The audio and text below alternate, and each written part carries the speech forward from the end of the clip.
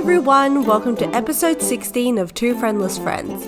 So Kelly and I have actually taken a quick break, so we actually haven't recorded in a few weeks I think, but we pre-recorded the last few episodes, so that's why from your point of view we haven't taken a break, but we're back.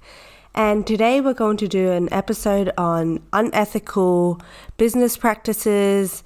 But before we begin, let's do a quick update on our lives, and I'll start off with my question that I always do at the beginning of the episode. So, Kelly, how are you? Pretty good. I mean, it's nearly exam time for anyone that wants like an indication of when this was recorded. So, as good as this period of time can be, honestly. Have you started preparing for exams yet? No. I have an assignment due in an hour and a bit. But I already finished it on Sunday, so it was fine. Oh, okay. Easy. That's good. Well ahead of time. When are your exams? Beginning of May, so I have my exams on the 1st, the 3rd, and the 5th. And they're all like online? Yeah, everything's choice? Online. No. So the first one is a 24-hour take-home, which is like the best type of exam. But it's also like multiple extended responses. I think the total word limit was like 5K. Wait, you like those kind of exams? So, like, I like the take-home part of it, but I don't like how they structured it. Because it's very long. It's just... Wait, what does take-home mean? Like, do they give it to you last week of uni and then tell you this is your exam? Oh, no. It's like, take-home just means you take it, you do it, and you give it back, like, in a period of time that's, like, much longer than what the exam would normally be. So over a few days, or...? So mine is a 24-hour one. Oh, okay. So like I get 24 hours to work on it at my own pace. See, I don't know if I would like that though, because I had to do one for marketing in term 1, and originally it was 12-hour, but then they extended it to 24 hours, and I felt like the entire day my mind was just on this thing, and like obviously, right, but I feel like I can't write that much in just 24 hours.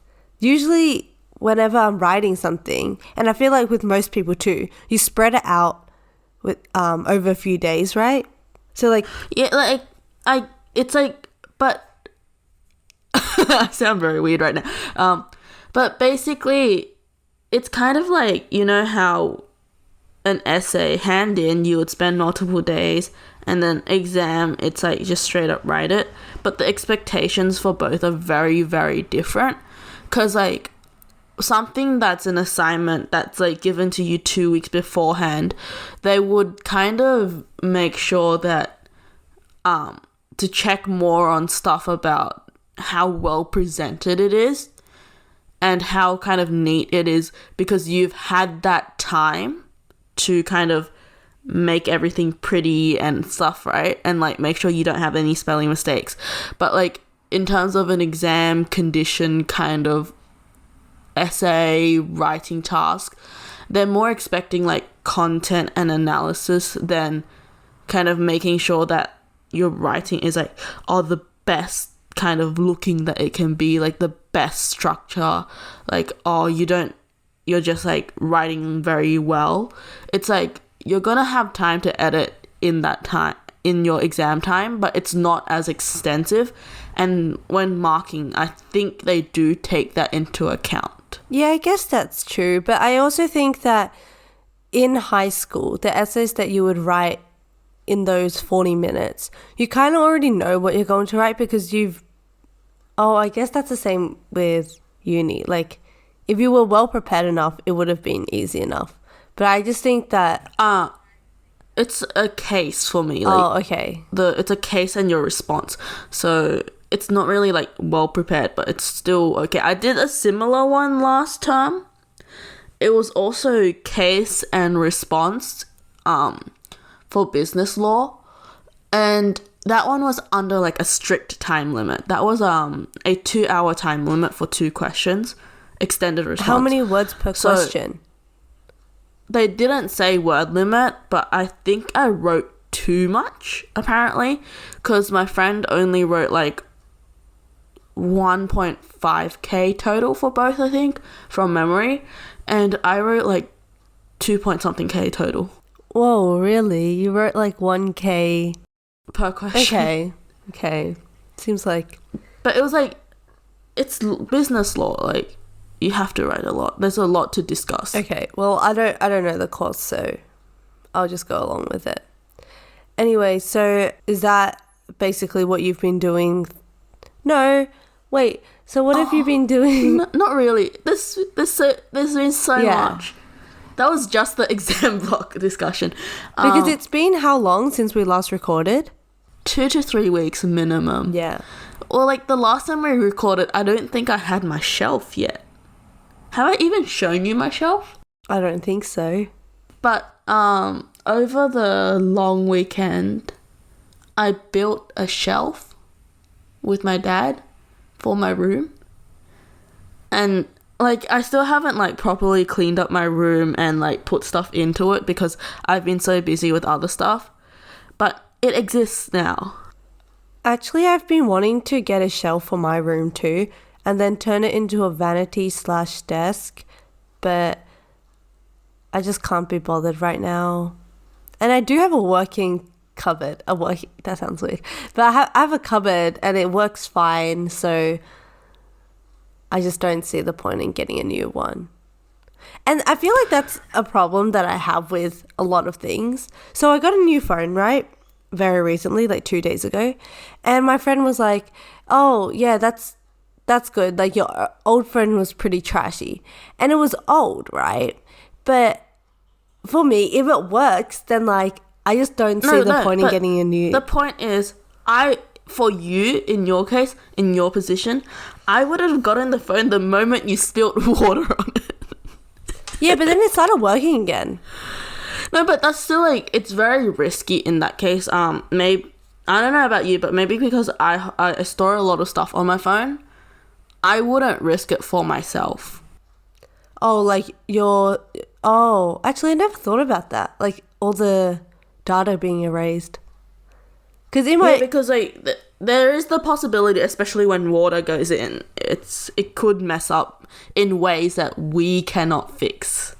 Right, okay. Because I was always just thinking about it from a usage point of view. So if I can still call people, which is really the only thing I guess like call, text, social media, those are the only things that I really use it for.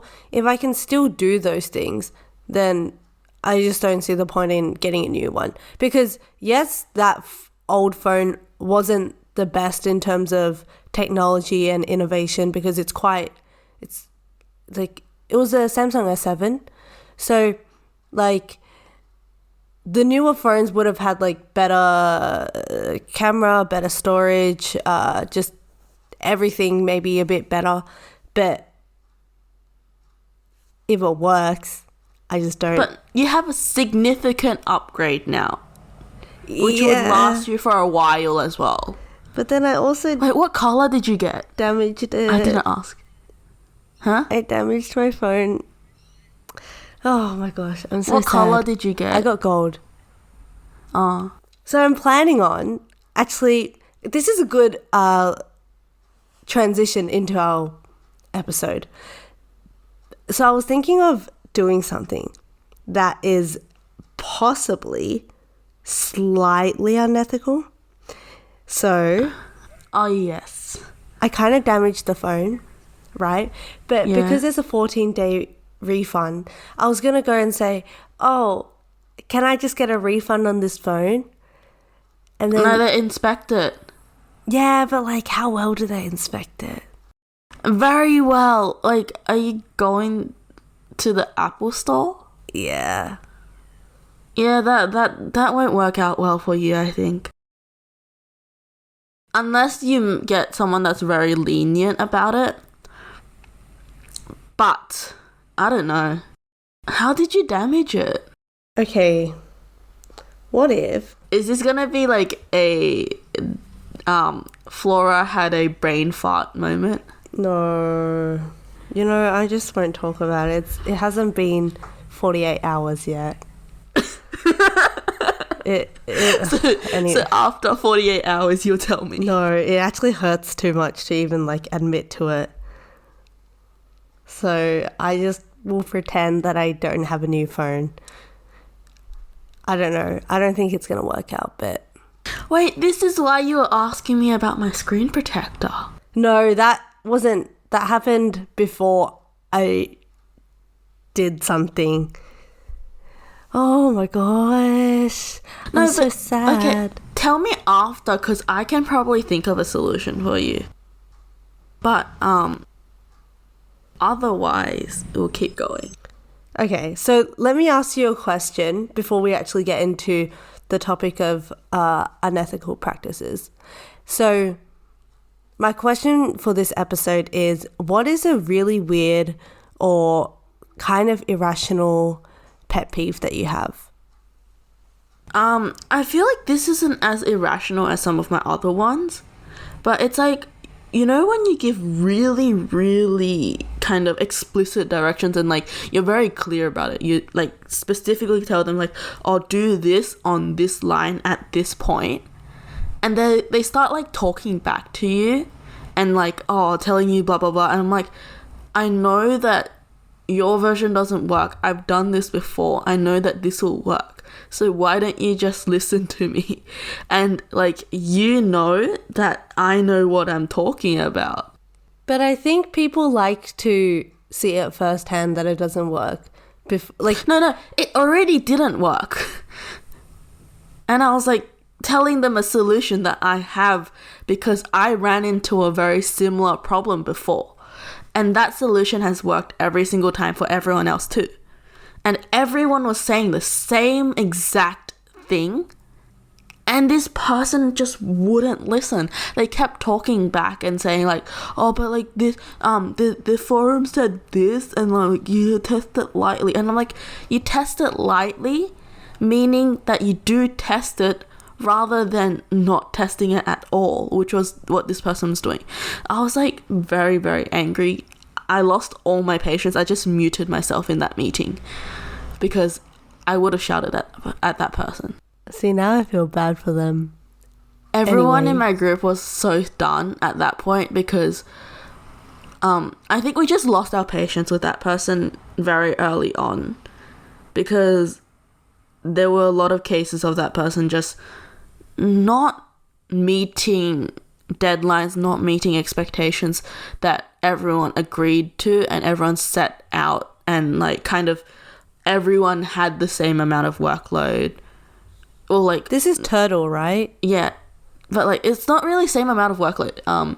Everyone had the same amount of base workload, but everyone else took on more work to fix up and like maintain everything, while that person just had his 2 functions to do and still screwed up. Hey, this might be the last episode we ever hear about Turtle, because after this you don't have to revisit comp again.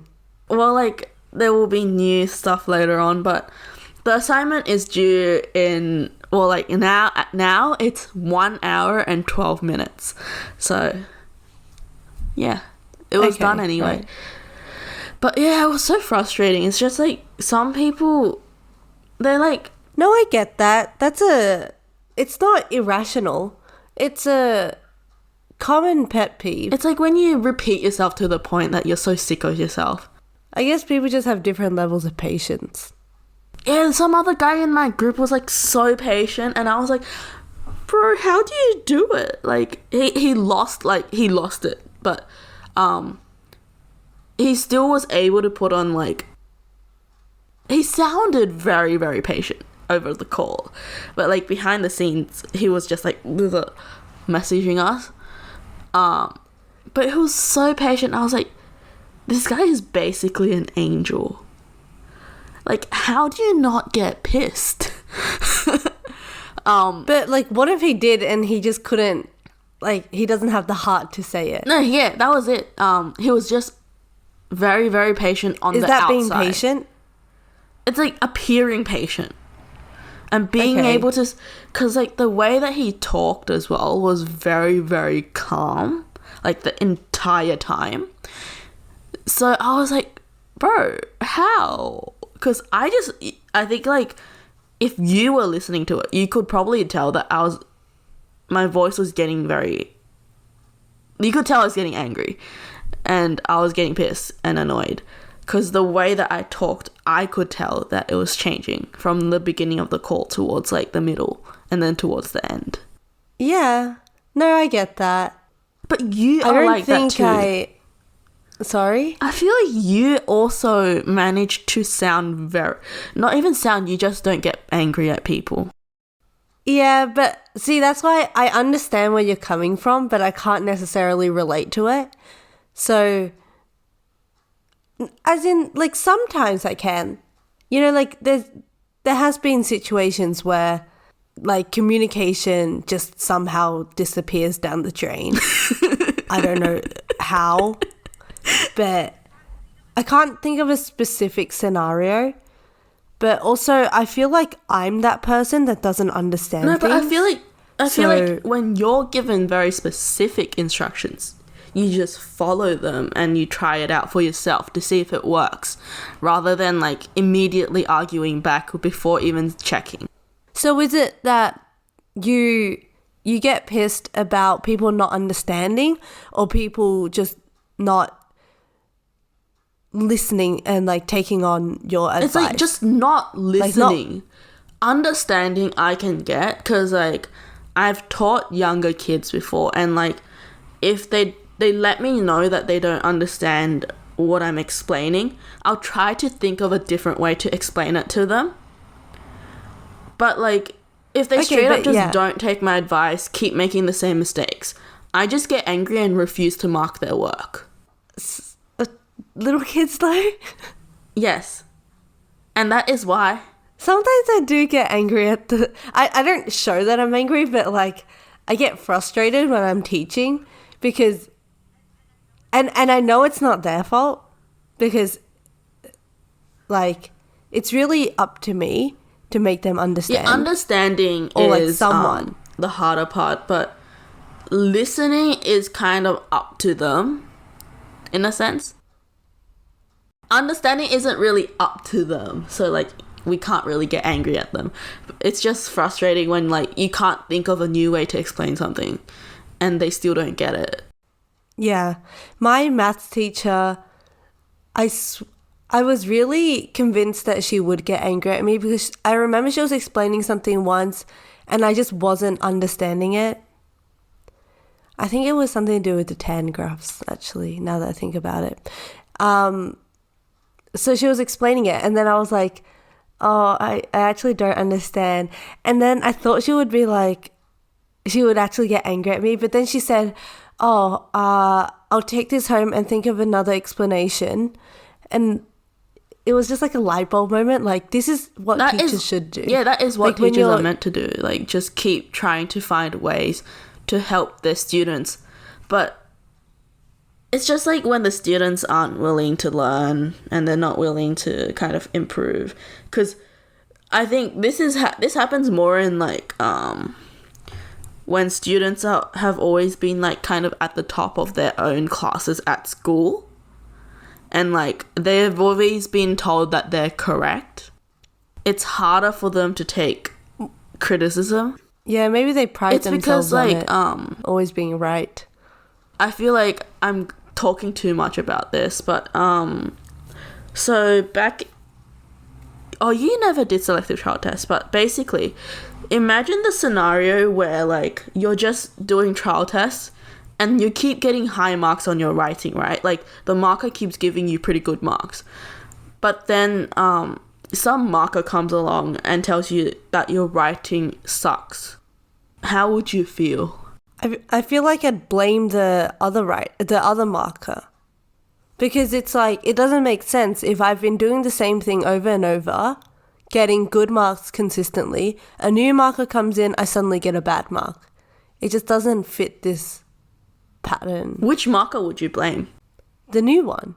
But what if the new one gave you justification and picked out all your mistakes for you and showed you better ways to write that? I think that also comes with maturity, because yeah, it does. A student, especially like, how old are they? So like selective, they're like year 6, so that's like 11, 12-ish.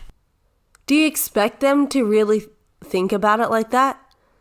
To really analyze their own work and think, oh, possibly I am wrong, when they've been shown multiple times that they are right? They're not shown, they're just told. But they've been told multiple times that they are right over and over, and it's just reinforced in their mind that the thing that they're doing is correct. And they have like more trust in the old marker. Like, for example, their high school teacher, because they've been with them for a longer time. Yeah. So when this new person comes in, they're going to say, oh, it's the marker's fault for giving me the bad mark. Yeah. They don't understand how it happens. Which sucks, because like, I feel like this is a very big issue with more so tutoring centers than schools, because I feel like, at least from my experience, schools, the teachers like do mark to some set standard, but at tutoring centers it kind of is really up to the marker, because when it's like you're given like, oh, this part, like this criteria is out of like this much, but the judgment is really up to the marker, which sucks, because a lot of the times the markers are just high school students or like early university students who haven't been exposed as much to kind of what standards they should be holding these kids' work at to help them improve, rather than kind of like telling them, oh, you're doing fine, you don't need to improve. Because like, if you're given a very high mark, you're gonna think, oh, I'm doing fine, I don't need to like fix anything, and you just throw aside that test paper and never worry about it again. But like, when you're given a low mark, would you take it back and start reflecting on it and see what you could improve so you can get a higher mark next time? It also like quantifies improvement as well, more so if you mark harsher. Okay, few things I want to say about that. One is, yes, I think it's a really, really good idea whenever you just don't get 100%, even if you get pretty high, you should go back to the person who marks it and ask them for feedback. Because I know that in uni you can do that. You can book like consultations. And I did that really recently with my essay. I just emailed my tutor and said, hey, is it possible to do a Zoom call so that we can go through feedback and see how I can improve? And that way it doesn't just help you on future assignments in that one course, but like similar assignments in other courses too.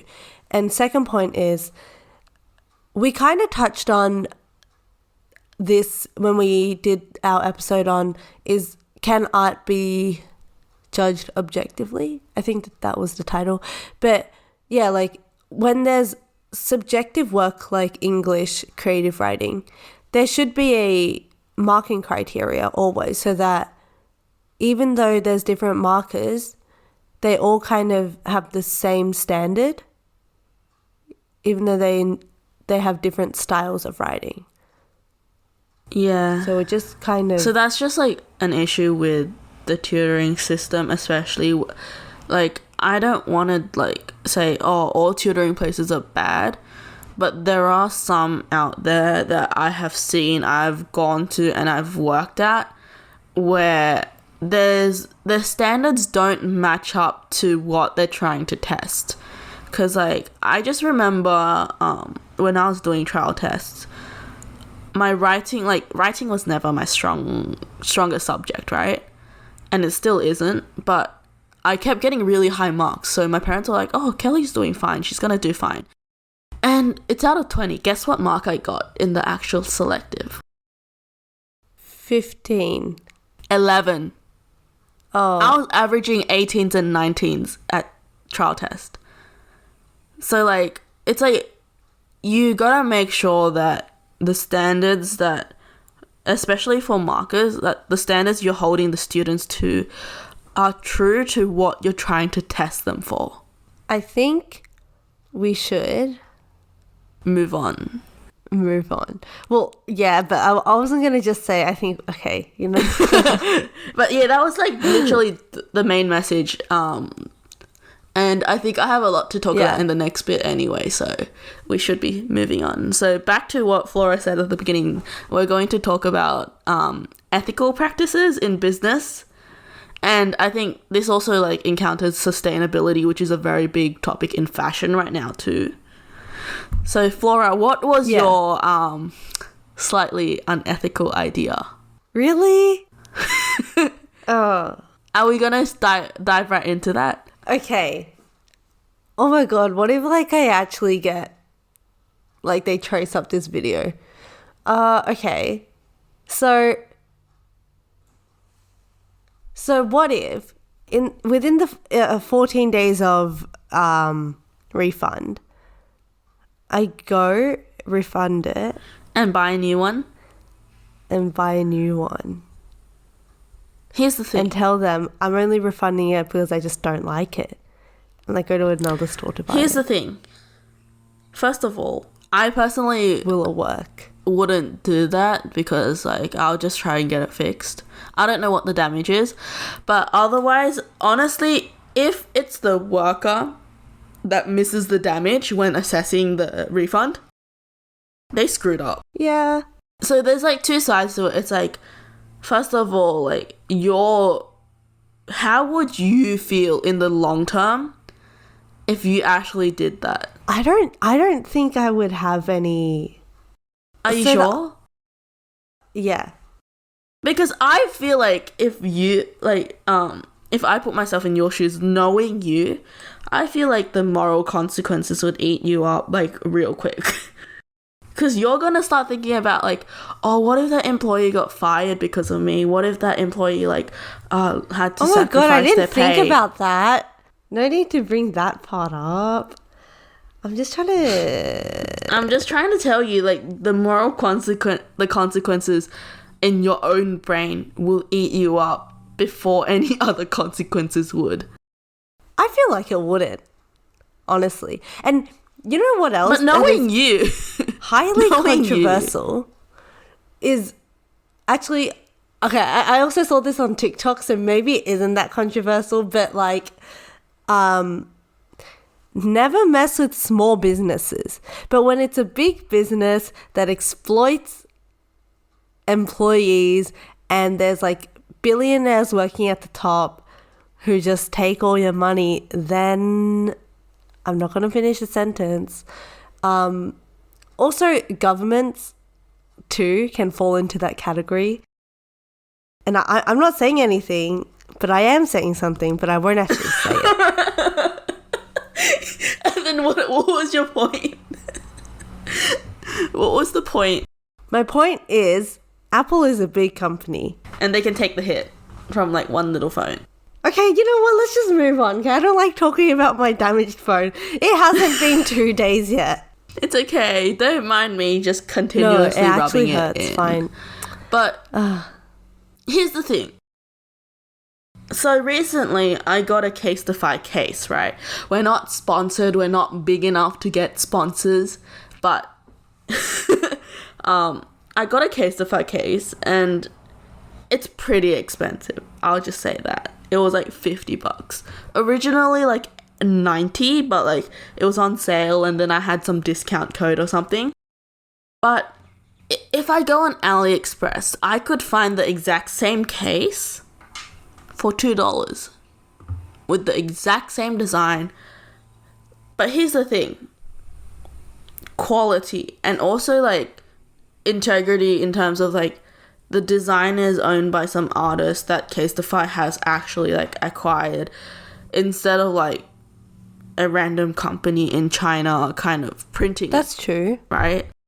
So it's like, which one would you go with? This is the same with like a lot of those fashion brands that kind of mimic the designs of very high, like other high-end brands. Like, I've seen like so many like those random handbags that like basically have the same design just without the logo, and like clothing items with like similar prints. I think I honestly would go for the cheaper one because although I hate to admit this, I think I would probably, one, cases to me aren't like, I feel like I'm fine with using a cheap case. Like quality wise, I don't need it to be that good. Are you sure? Yes. Because... So it's the one that just damaged her phone. That's because I didn't have a case though. And it wouldn't have damaged, honestly, if I did have a case. If I actually just had something there. You know, stop! This is why I would never use a phone without a case. Yeah, good point. The reason that I got my Casetify case, I'm trying to justify my purchase, is that it cost me $50, right? But and that would prevent me from cracking my phone, the screen of my phone. If I did crack the screen of my phone, which was purchased in Macau, which is the Hong Kong model, which isn't available in Australia, I would have to get the entire phone replaced because it's an entirely different model.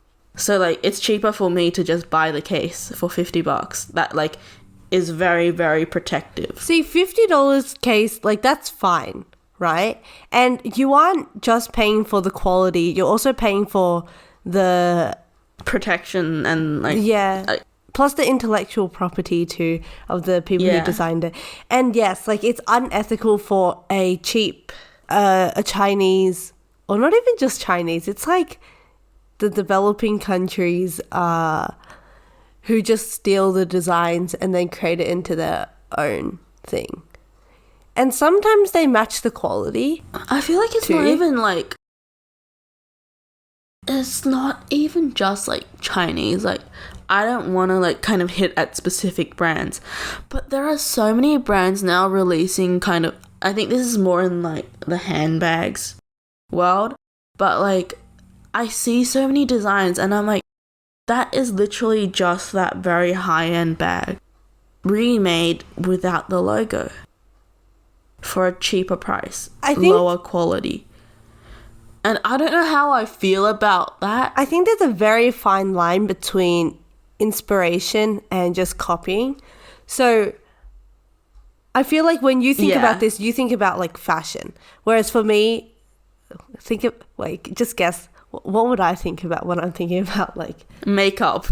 Yeah, okay. So there's the expensive makeup, but then there's like the drugstore makeup, right? Which is basically like, that's the same thing that you see like everywhere else. There's an expensive version, the cheap version. And it's always the cheaper version who steals the expensive. Well, not always, but like in most cases anyway, right? And for me, sometimes like, yes, it is unethical, right? But then isn't that just how businesses work? Yeah, honestly, it is. It's a weird, messed up world. Like to compete, you see something that's working and you kind of just take it and then change it into your own company's like style. So then is that copying? Because essentially you get the idea from the other company. I think like in the makeup world, at least from my exposure to it, like it's like there's a limit to how much, like how many different types of packaging you could do. But not just the packaging, it's like the color story and the actual product itself. It's just there's a limit in that sense, kind of. Yeah. And it's a fine line. It's a very, very fine line, I would argue. But I don't know, because like when I think of like the handbags that I've seen, it's kind of like you could have made any design and you chose to make something that is a very iconic design from a designer. But I think that was the point, right? Yeah, because like you can basically get more sales because people that can't afford to buy that like $5,000 bag can buy it for $50. Colette does it with Gucci. Have you seen? Yes, a lot of brands. There was also Peter and Jane. A lot of the designs are very like Prada or Hermes kind of vibe. Because it's Peter honestly, and Jane? yeah. Okay. Like, have you know that Prada nylon bag that everyone has? The little nylon bag. Yes. Like the shoulder. It's like, yeah. I think Prada was the first one to do it, but it's so common now that when I see it, I don't necessarily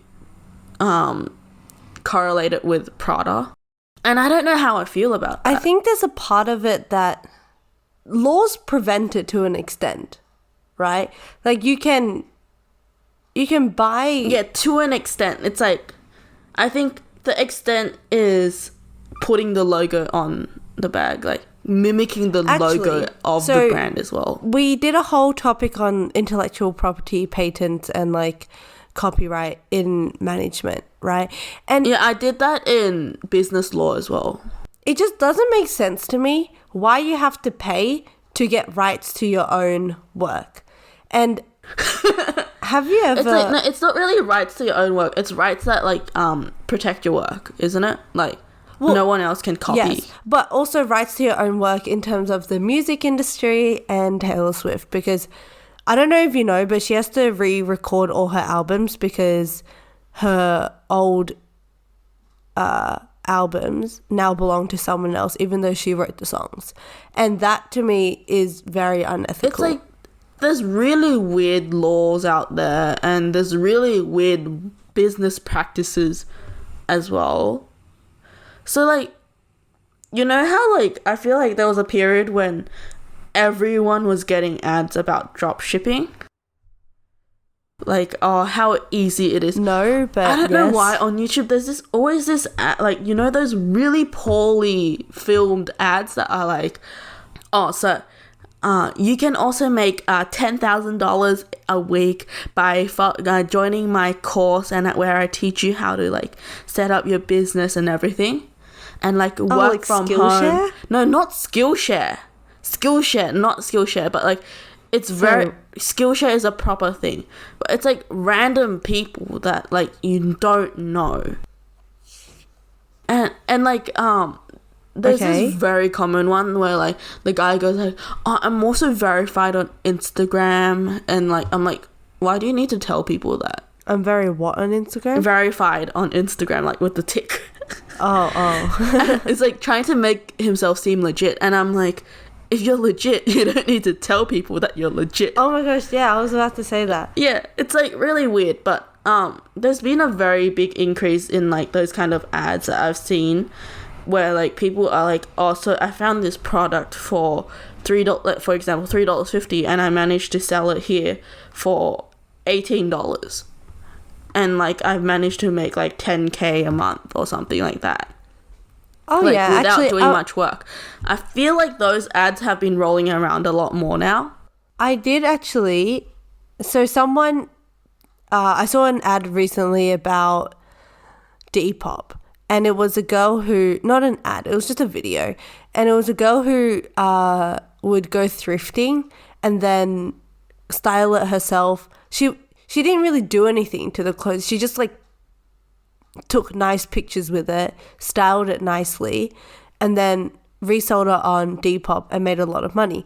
And then I sent it to my friend, and she said, oh yeah, like that seems really unethical though, because you're taking something that's affordable for people and then just upselling it for nothing.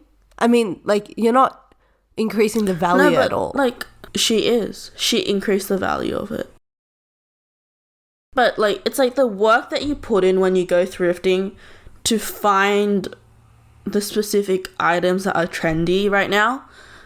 And I think it's like kind of a balance between like the work that she put into, like, she saw a potential in those items as well. And it's like the time that she put in, she converted that to value. Increasing the price by that much though? I don't know how much she increased the price by. I don't think I think Well, even if it was like $10 and then resold it for 50, I just don't think that just going 50 out is extreme.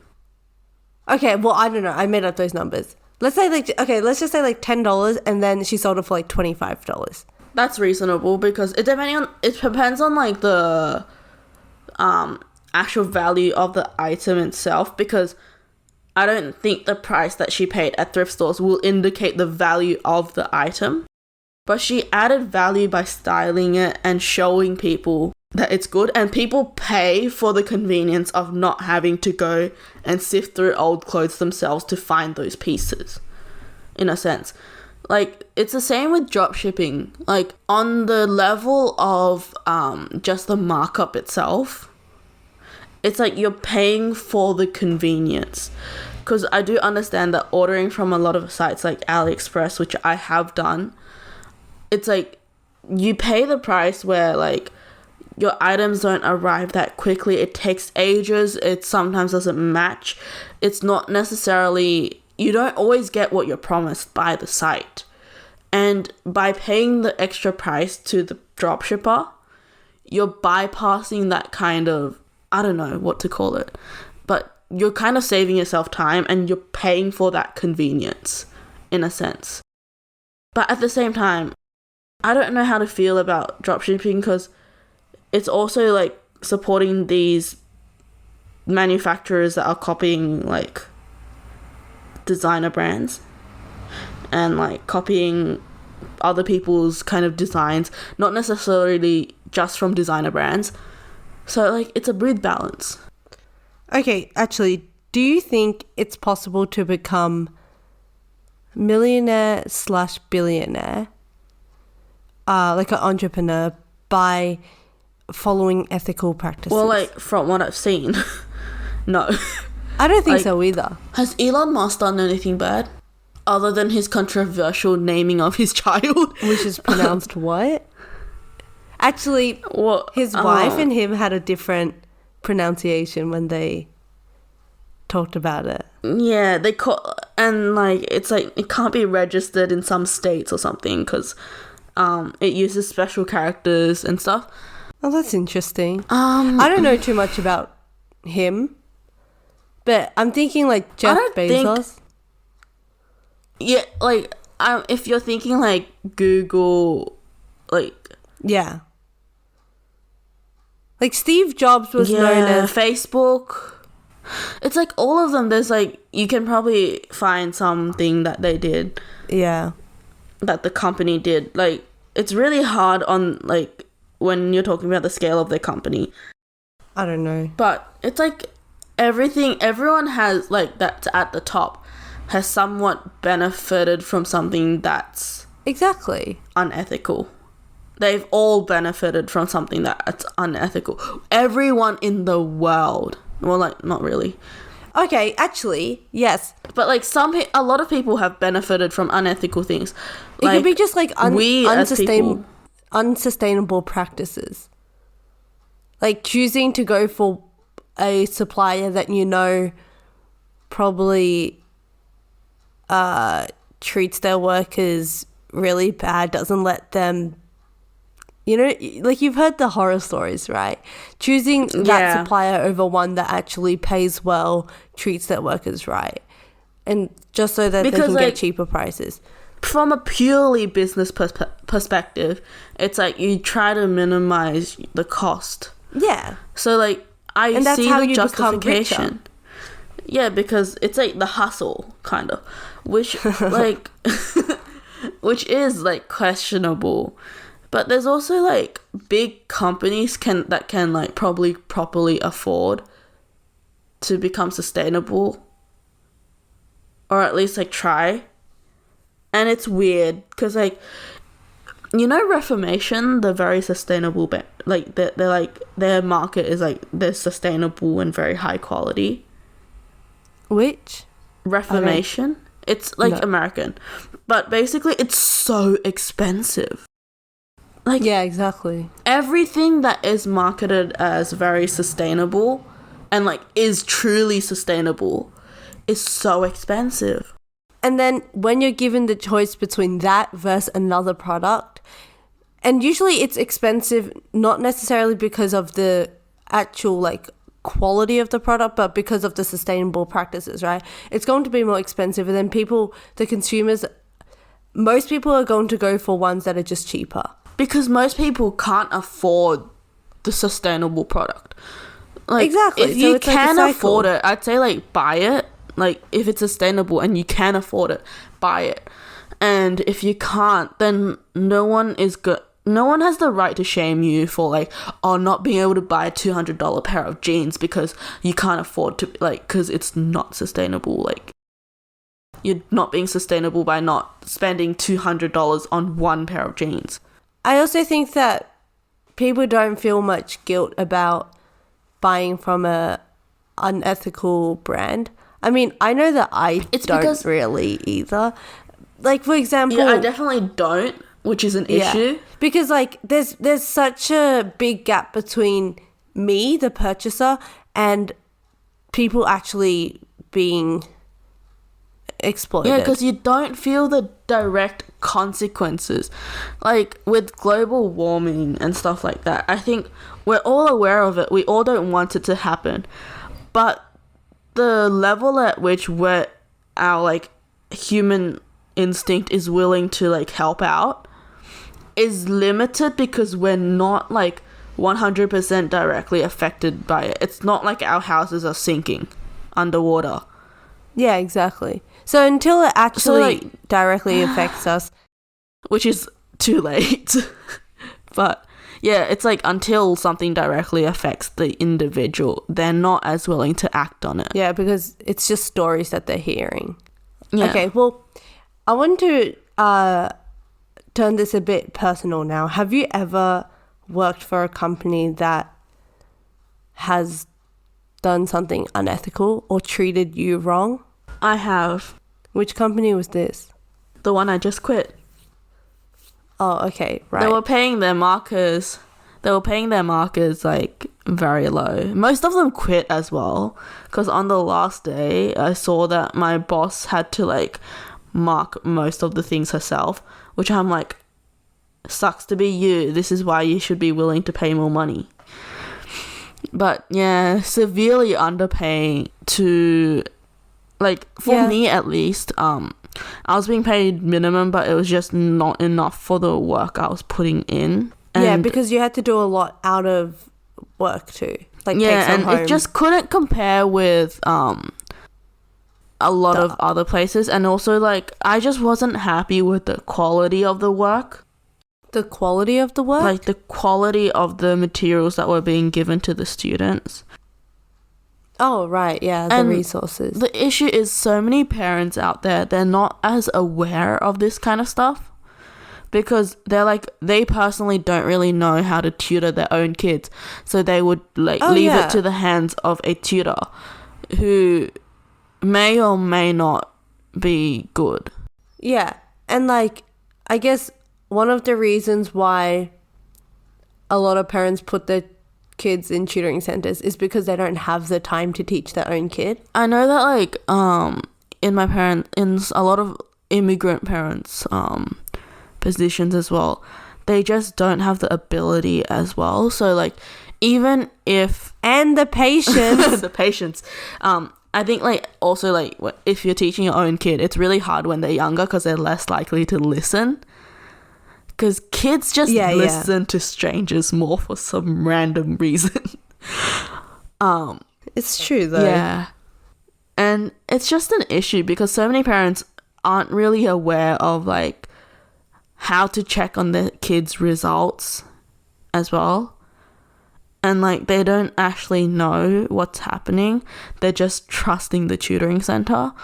So it's like the tutoring center needs to hold itself accountable for like the work that it's delivering to the kid, which doesn't happen in many places. Yeah, like a lot of the parents don't actually know what's happening, and not just with tutoring centers, but with like a lot of basically any other place too.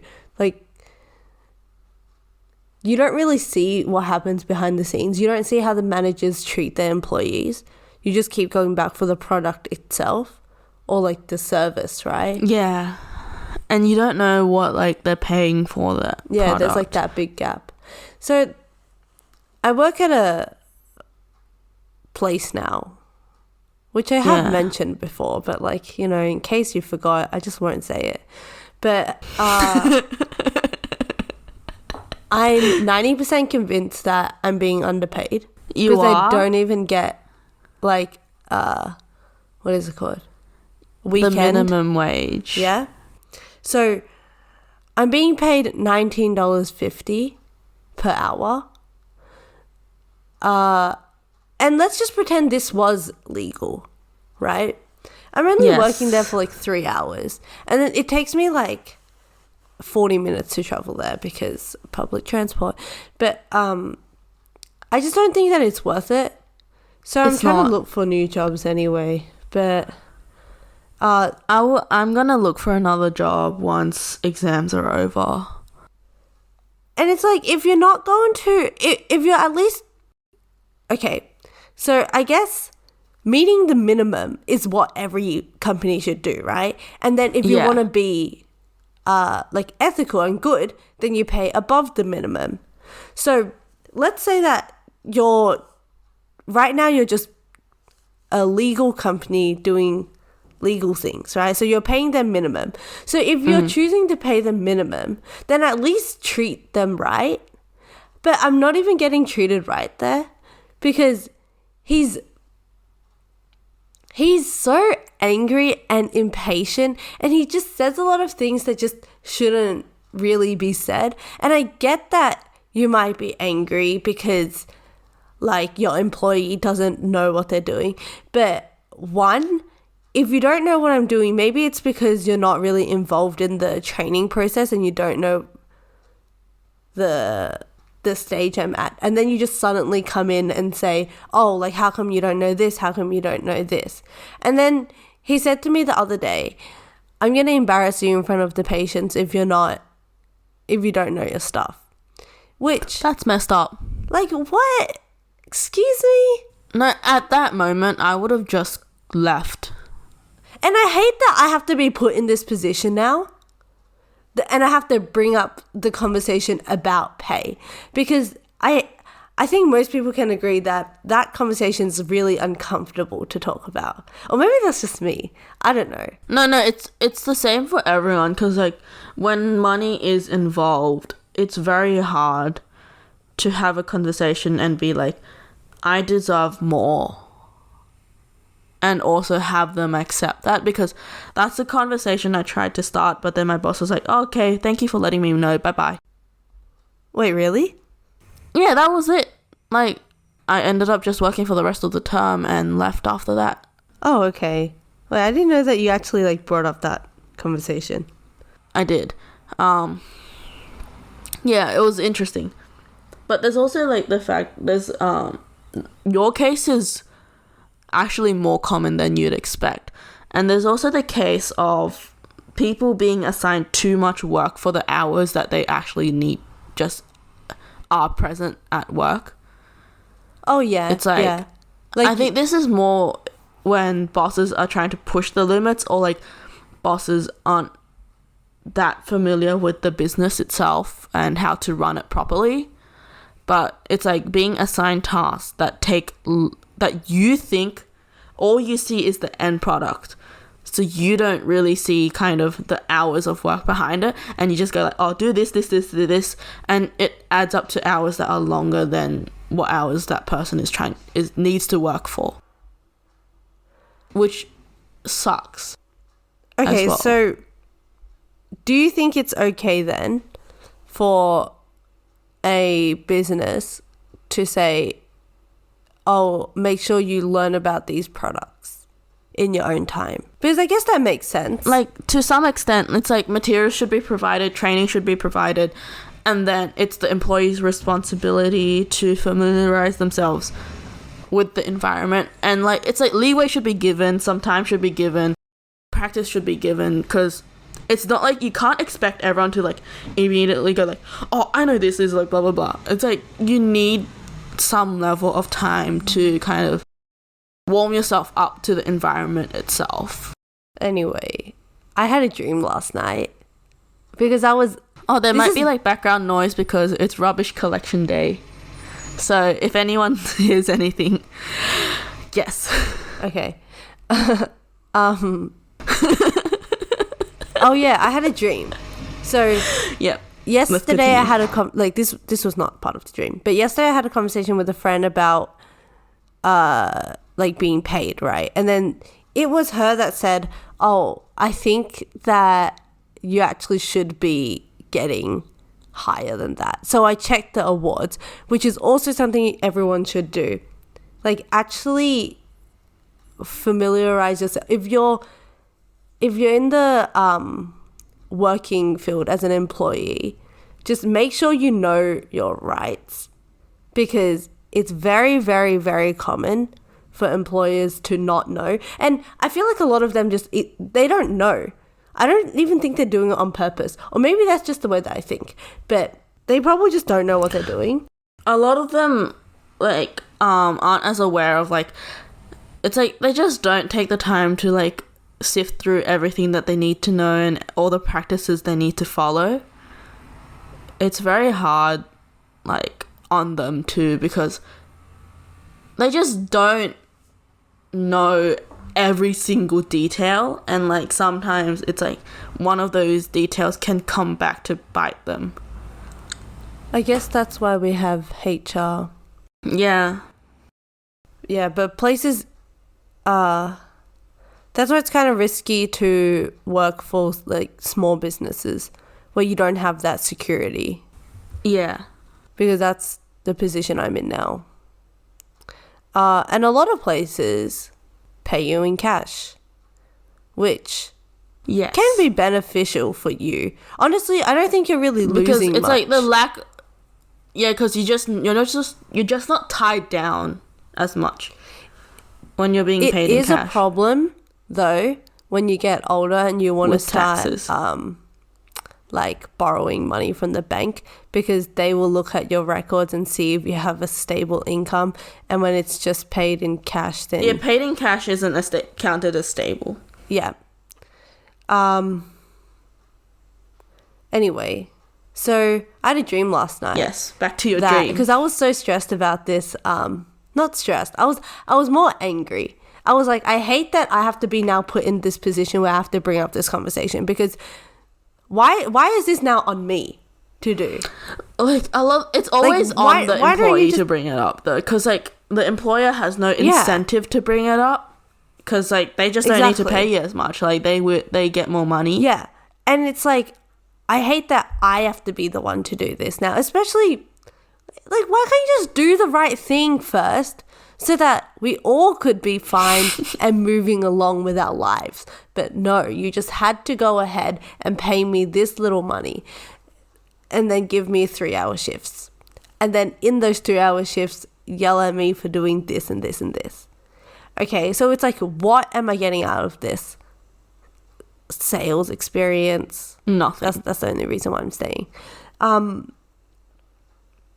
Anyway, so like, I had a dream that I tried to talk to my employer, but then he got really angry at me. And apparently he does get really angry when people try to leave the company. And like, why? Just leave. Like, I'd rather get fired just so I don't have to bring it up, the conversation. No, but like, you need to just bring it up and be like, set your conditions, and like, it's like, if you set your stance and yeah, they respect it, they're more likely to continue respecting you, because it's like you have to hold them accountable. You have to hold others accountable for their actions, which is messed up, because like, people should hold themselves accountable for their own actions. I some advice that I can give out to people, not necessarily in the tutoring world, because I feel like because it's so, I don't know what the reason is, but I think whenever you apply for tutoring companies, they tell you the pay straight away, right? Like, most of them list it on their ads, but for a lot of other places, especially retail and sometimes like hospitality, cafe jobs. Yeah, I've noticed that too. Like, they don't put hourly pay on the ads. And I think if you're going in for the interview, ask them what the pay is. And I know a lot of people say that it's not a good idea to ask, but I think that instead of looking at it as if you're working for the company, it should be like a mutual thing. Like they're benefiting from you too. Like you're an asset to the company. That's why they want to hire you, right? So if that company isn't right for you, just don't drain your soul for it. And that being said, another point is I still have not quit yet. When you get told your pay and you think you deserve more, negotiate first, because it's much harder to negotiate once you've started. Since how do you negotiate? You'd be like, oh, this is what I'm expecting to, and it's like kind of finding a balance between what you're worth and what they're willing to pay. Because like sometimes, like if you're working for like a smaller business, it's harder for them to pay what you're expecting as well. And at the same time, it's like you can't always expect the same pay from different places, because there's a lot of factors with like sometimes you might get a lot more pay from another place, but you would end up having to travel a lot further. So like that can be accounted as well. And with actual like getting raises once you start working there, it's a lot less common in a lot of places, and a lot of the time you have to work quite a while before you can get a raise and like ask for one and get approved as well. Okay, so I have a family friend who actually worked at the same place I'm working at now, and he said that he got a raise, but it was like $1. Do you think that's kind of... That's normal though. Like raises aren't significant. It's usually like a small amount consistently, like once a year or something like that. So $1 raise is normal? Yeah, $1 per hour, that adds up. Okay then. Well, I guess $19 and like I'd rather get 20 than 19. Yeah, because it does add up. The difference definitely adds up. Yeah. But before we end this episode, I think there was one more sustainability thing, sustainable thing that I wanted to talk about. You know how like so many like of those unethical fashion companies have like their sustainable line? Yeah. That doesn't make them sustainable. But they make like, it's like they create the sustainable line, but I read this thing, it's like there was a big list. There was one that wasn't surprising to me, but the others were, because I didn't know them. But H&M. Oh yeah, I was thinking about H&M when you said that. It's like they have the sustainable line, but that doesn't cancel out like every single other clothing item that they have in their store. Because like the sustainable line, like I think it only makes up like 10% max of what the number of products they have. In a way, it's better than what other companies are doing. Yeah, but it's like just because you try to do that doesn't save your reputation as being a non-sustainable business. Yeah, because H&M does have a very bad reputation, right? Yeah. And Zara too. Zara has a worse reputation, I think, because I don't know, I think the markup in Zara is bigger, because I just feel like Zara is more expensive than H&M. Wait, Zara is more expensive. Wait, isn't H&M more like a Cotton On store, and Zara's like could be Maya? Yes.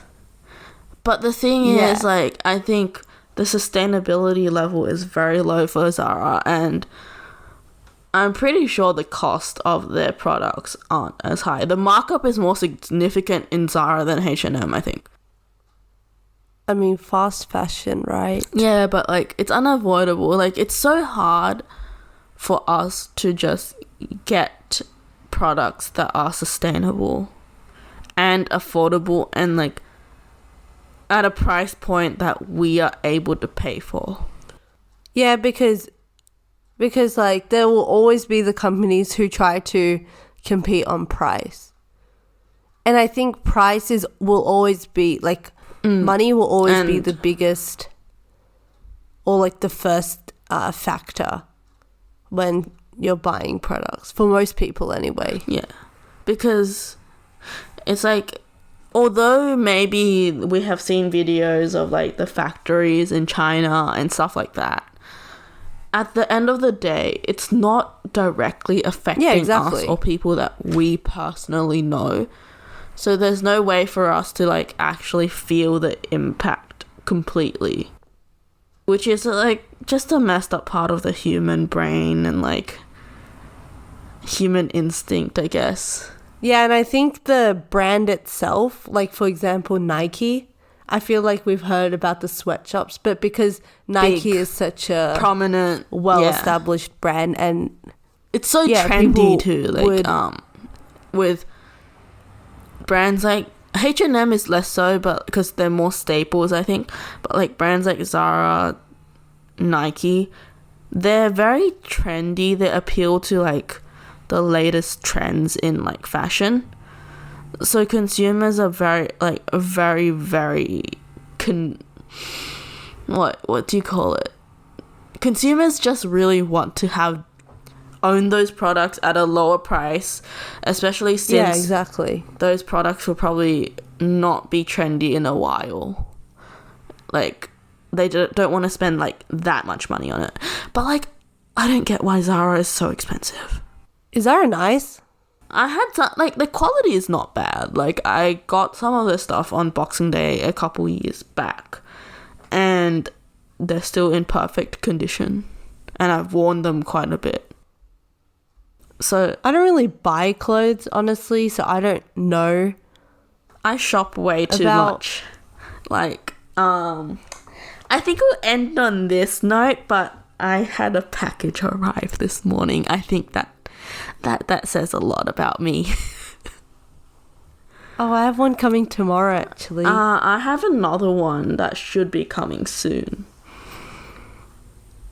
But okay, anyway, thank you everyone for listening to this week's episode. On half of it was our pet peeves, and then half of it was ethical, sustainable practices in businesses. So if you guys wanted to continue this conversation with us and you found it interesting, leave a comment on the YouTube section, or you can DM us on 2.friendlessfriends Instagram. Yep, and don't forget to subscribe, like, and comment. Share the podcast with anyone that you think would be interested, and follow us. Download our episodes and follow us on any podcast app that you're using. We should be available. And we're actually on episode 16, right? This is 16. It's kind of cool how like we're already on 16. Yeah, we've recently hit quite a few milestones. And so thank you everyone for continuing to click on these videos. I know there are definitely a few viewers and listeners who keep coming back. So thanks so much. Thank you. To those friends. And we'll see you in next week's episode. Bye. Bye.